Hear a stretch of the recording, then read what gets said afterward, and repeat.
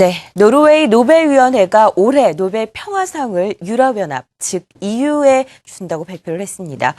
유럽 위기로 2년 반 동안 세계인들이 고통을 받고 있는 시점에서 이 소식이 전해지면서 많은 사람들이 선정 대상이 잘못된 것이 아닌가 하는 비판의 소리가 커지고 있는데요. 이번 EU의 노벨 평화상 수상을 계기로 유럽 위기가 어디까지 진행됐는지 확인해보는 시간 가져보겠습니다. 한국경제신문 한상춘 논설위원입니다. 안녕하세요. 네, 안녕하십니까? 네. 특히 저희 같은 경우에는 매일 아침에 유럽 쪽에 안 좋은 소식을 많이 전하는 상태라서 이 EU가 노벨 평화상을 받는다. 이 소식을 듣고 좀 저 같은 경우 좀 충격적이 아닐 수가 없었는데요. 이 부분에 대해서 좀 한번 얘기를 해보도록 하죠. 충격적이라는 표현을 쓰셨는데요. 네. 사실 언론에 있는 사람들 대부분이 이 소식을 접했을 때는 이게 오보지 않느냐 하는 오보 논쟁이 있었었거든요. 네. 또 지금 방금 말씀하신 것처럼 한국경제TV가 아마 유럽 소식과 관련해서는 국내 그 매스컴 중에서 가장 빨리 전해드리는 걸로 아마 시청자분도 잘 아실 거로 생각하는데요. 사전에 그 EU가 노벨 평화상을 수상한다 하는 이거 어떤 감지도 못했습니다. 네. 그런 만큼 이번 소식이 상당 부분 지금 충격적이라는 표현을 썼는데요. 상당 부분은 이해도 안 가는 이런 현상이 되지 않냐 생각하는데요. 일단은 지역 공동체 입장에서 이번에 노벨 평화상 수상을 계기로 해서 처음 있는 일이다 이렇게 보시면 되겠습니다. 단체가 받는 것은 5년 전에 EU가 유럽 유엔이 기후변화 평화위원회에서 받은 것을 이후에 처음 받는다 이렇게 보시면 되는데요. 사실상 그렇습니다.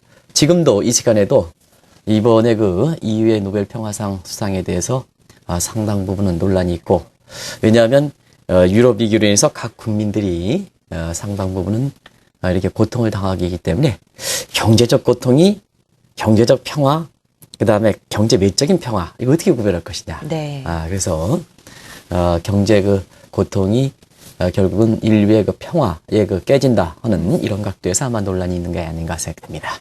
이 소식이 전해지면서 유럽 위기가 하나도 해결되지 않고 진행되고 있는데 무슨 노벨 평화상을 받느냐라는 논란이 거세지고 있는 것이 사실입니다.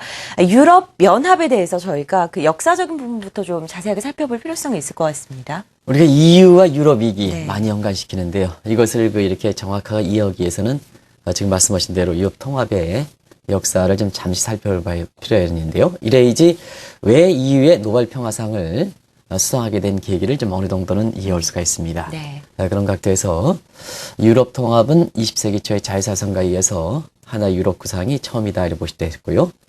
구체적인 출발점은 1950년 로마 조약이었습니다. 이때 7개국이 출발했는데요. 지금 보면 두 가지 경로로 겹쳐왔죠. 확대 과정에서는 7개국이 27개 회원국으로 늘어나는 것, 이것이 바로 EU다 이렇게 보실 때 있습니다. 그리고 유럽 위기가 발생하는 이러한 것은 EU의 경제를, 국가를 결성시키더라도 이것을 경제 단계를 좀 높여야 되거든요. 그런 그 측면에서 경제 통합, 정치 통합, 사회 통합에서 경제 통합의 그 산물이 바로 유로하다 이렇게 보실 때 있습니다. 네. 그래서 요 두 가지 경로를 좀 어느 정도 이렇게 아셔야 왜 EU의 노벨 평화상을 줬는가 하는 것을 네. 어느 정도는 아실 수 있지 않냐 생각합니다. 좀 더 구체적으로 이 유로랜드와 EU의 다른 점을 좀 확인을 해보도록 하겠습니다. 유로랜드가 다 유럽 통합은 아니지 않습니까? 그렇습니다. EU가 지금 27개 회원국이죠. 네. 확대 과정에서 심화 단계에서 나온 17개국이 바로 유로랜드다. 바로 그 분야에서 지금 유럽 위기가 거친다 이렇게 보시됐습니다. 그래서 이 수학에서 뭐 필요 충분 조건 얘기하죠. 네. 그래서 EU가 27개 회원국은 유로랜드의 회원국입니다. 유로랜드의 그 회원국 17개국이 모두 EU의 회원국은 많습니다는 EU의 회원국이 전부 유로랜드 회원국은 네. 아닙니다. 그런 각도에서 사실상 노벨위원회에 어떻게 보면 논란이 되는 가운데 이런 부분에 대해서 지적한 이런 사항이 인상 깊었는데요. 지금 보면 유럽 위기가 유로랜드에서 발생했긴 하지만 17개 회원국이 EU의 그 회원국과 겹치거든요. 네. 또 한 가지는 경제 핵심국은 영국을 제외하고는 대부분 다 유로랜드 회원국이자 EU의 회원국이거든요. 그런 측면에서는 서로 회원국이 겹치지 않지만 핵심국이 이렇게 겹치기 때문에 사실상 이렇게 노벨 평화상 수상에 대해서 논란이 있는 배경이다 이렇게 보시됐습니다. 앞서 말씀드린 대로 유럽 위기가 생긴 지 2년 반이 지나가고 있는 것이 사실입니다. 유럽 위기가 이번 노벨 평화상 수상을 계기로 뭔가 조기에 촉구될 가능성, 해결될 가능성에 대해서 어떻게 보시나요? 그것이 해결돼야 뭐 노벨 평화상의 진정한 의미가 있겠죠. 아마 논란이 그때까지 계속될 수도 있다 이렇게 보시면 되겠습니다. 아마 그 유럽 위기가 해결되지 않고 유럽 통합의 그 붕괴로 된다면 아마 EU의 그 노벨 평화상 수상에 대해서는 나중에도 상당 부분 이렇게 잘못된 게 아니냐 해서 사후에 그 평가가 나올 수 있는 대목이다 이렇게 보실 때 있는데요. 지금 관점에서는 유럽 위기는 거의 그 근본적 문제가 해결되지 않는 상태죠. 그래서 뭐 잊을만 하면 나온다 이렇게 보실 때 있습니다. 네. 한 2년 반 전서부터 누누이 말씀드렸던 그런 끝점에서 노벨 평화상의 수상이 정당화될 만큼 유럽 위기가 조기에 해결될 수 있을까 하는 측면에서는 여러 가지 문제가 있습니다는 사실 재정 통합이 차후의 과제로 좀 남겨 있는 상태이고 이게 이 재정의 특성상 통합이 되기 어려운 측면이 있습니다. 그리고 통합, 유로화 문제는 아시겠습니다는 이번 균열 과정에서 보여줬다시피 경제력 격차가 이렇게 큰 상태에서 단일 통화로 묶어놓은 것은 우리가 화폐 이론에서 보면은 사실 그것을 정당화시키지 못하는 측면이 있고요. 그 다음에 뭐든지 문제가 깨지면 단일 국가 입장에서도 국민의 계층 조정하기 얼마나 어렵습니까? 네. 우리나라도 이번 대선 과정에서 얼만큼 논란이 있습니까?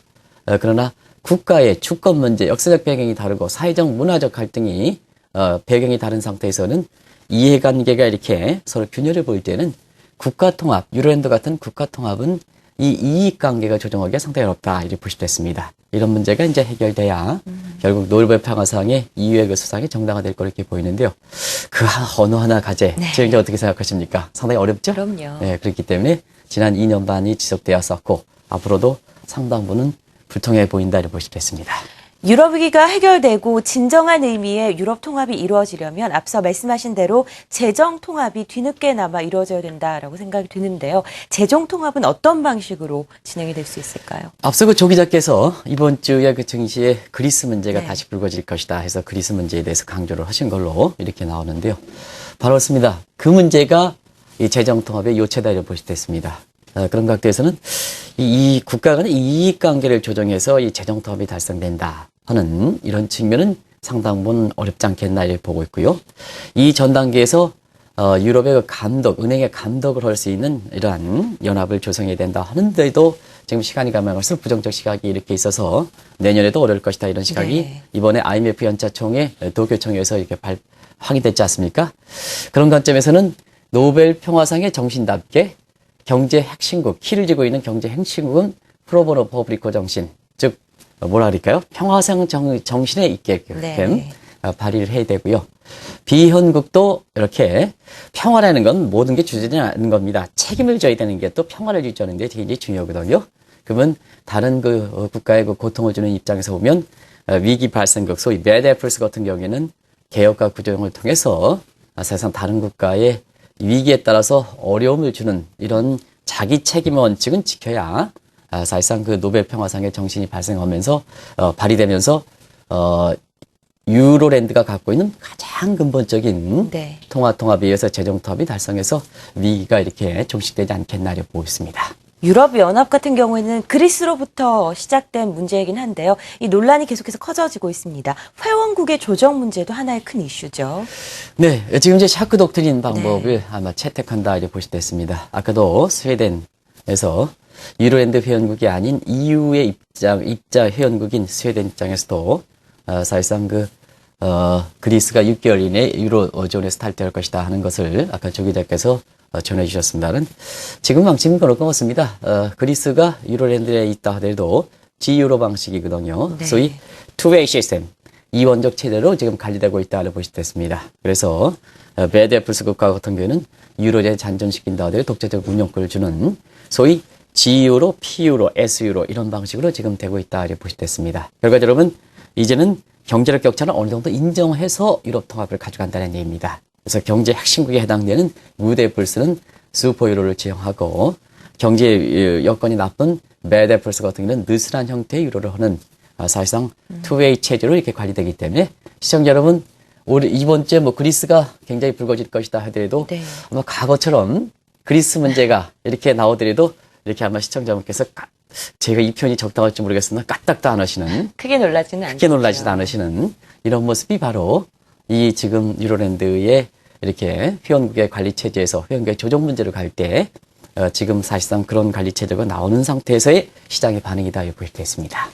말씀하신 문제 해결이 쉽지 않아 보입니다. 지금의 유럽 위기가 지속된다면 앞으로 EU 존재 여부도 불투명해질 것이다라는 부정적인 시각도 있는데요. 이 부분은 어떻게 보시나요?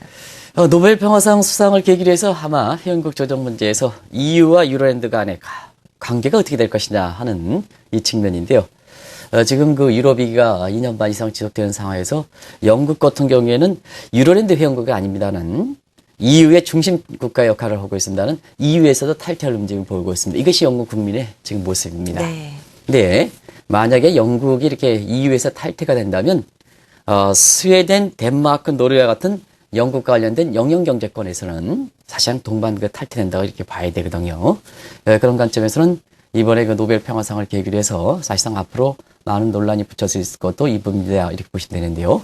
이 논란을 조기에 종식시키고 그다음에 노벨 평화상의 진정한 의미를 갖기 위해서는 결과적으로 보면 유럽 위기가 조기에 진정이 돼야 될 거로 이렇게 보이는데요. 네. 사실상 지금 상태에서 각 국민들, EU의 회원국들의 국민, 유로랜드 회원국이 아니면서 EU의 회원국의 국민조차도 지금 유럽 위기에 따라서 상당히 고통을 받고 있는 이런 상황이거든요.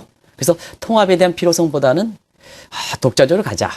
이런 것이 국민들의 그 입장이기 때문에 만약에 어떤 국가에서 그것이 뭐 영국이든 어떤 국가든 EU에 할 때 단초 역할을 한다면 상당 부분 유럽 통합에 대해서 회의적 시각이 있고 유럽 통합에 대해서 휴재적 시각이면 유럽 위기에서 이 그리스라든가 이런 그 스페인이라든가 이런 국가를 독일과 프랑스 입장에서 끌고 갈 것이냐 하는 이 측면에서 회의론이 급격히 증대될 가능성이 있기 때문에 사실상 얼만큼 빨리 유럽 위기가 조기에 종식되느냐 이 여부가 사실상 그런 문제를 결정하지 않겠나라고 보고 있습니다. 네, 논란이 되고 있는 유럽연합의 노벨 평화상 수상을 계기로 유럽 위기가 어디까지 진행돼 왔는지 앞으로 전망까지 들어보는 시간 가져봤습니다. 한국경제신문 한상춘 논설위원이었습니다. 말씀 고맙습니다. 네, 고맙습니다.